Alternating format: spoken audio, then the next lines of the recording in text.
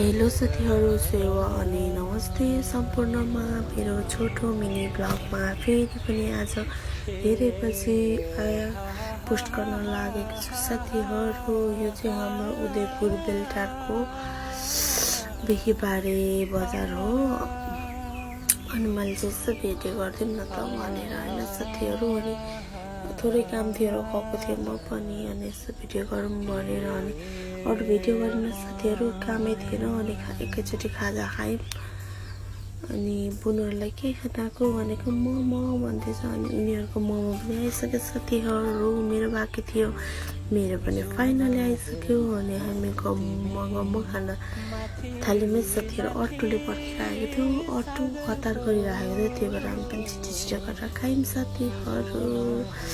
म चाहिँ यता गफ गर्दै खाँदैछु है त साथीहरू। आजको लागि यति नै छोटो भिडियो, सबैजनालाई बाई बाई साथीहरू।